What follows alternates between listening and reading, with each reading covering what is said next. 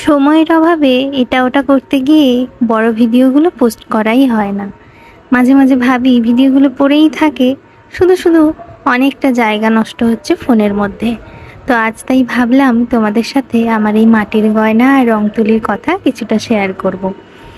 অনেকেই জানতে চাও মাঝে মধ্যে যে কেমনভাবে আমি আমার মাটির গয়নাগুলো রং করি, আর সব সময় হয়ও না বড় ভিডিও পোস্ট করা। তাই ভাবলাম আজ যখন সময় পেয়েছি তোমাদের সাথে এটা একটা লং ভিডিও শেয়ার করব। জানো তো, এই কাজগুলো মন থেকে এতটাই করতে ভালো লাগে, বসে গেলে কোন দিক দিয়ে যে সময়গুলো চলে যায় না নিজেও বুঝতে পারি না। কতক্ষণের একটা ভিডিও, মাত্র 2 মিনিট 37 সেকেন্ডের মধ্যে তোমাদের সাথে শেয়ার করছি। এই যে ক্লের হাঁসুলিটা আমি বানিয়েছি, এটাই কি ফুল দিয়ে বানিয়েছি তোমরা নিশ্চয়ই চিনতে পেরেছো। ঠিকই ধরেছ, আমরা ছোটবেলায় এটাকে কাগজ ফুল নামেই চিনতাম। আমি না ছোটবেলায় নাচ শিখতে যেতাম। আমার খুব মনে পড়ে, প্রতি সপ্তাহে মা যখন ওই নাচের স্কুলে নিয়ে যেত, ওই স্কুলের পাশেই একটা এমন কাগজ ফুলের গাছ ছিল, অনেক পুরনো, বেশ সুন্দর। কি সুন্দর থোকা থোকা ফুল ফুটে থাকতো, আর পাতাগুলো গাঢ় সবুজ রঙের। মা প্রতিবারে এই কাগজ ফুলের গাছটার দিকে হাঁ করে তাকিয়ে দেখতো, আর মনটা যেন আনন্দে নেচে উঠতো মায়ের। কারণ মা বরাবরই ভীষণ বাগান পছন্দ করে, গাছ লাগাতে ভালোবাসে। গাছে ফল ধরলে, ফুল ধরলেই মায়ের মধ্যে যেন একটা আলাদা রকম আনন্দ আমি খুঁজে পেতাম।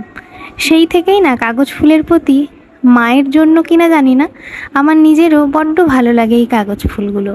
কাগজ ফুলের এখন যে রংবাহারি রূপ দেখি, তা যেন আরোই বেশি মায়াময়। কেমন সত্যিই যেন বেশ মায়া জড়ানো একটা ব্যাপার। আচ্ছা, তোমরাও কি এই ফুলটাকেই কাগজ ফুল নামেই চেনো?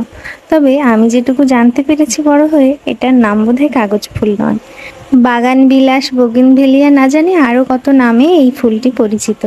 তবে সত্যি কথা বলতে, আমার ছোটবেলার স্মৃতি যে নামে জড়িয়ে রয়েছে, সেই নামটাকে না একেবারেই আর ছাড়তে ইচ্ছে করে না।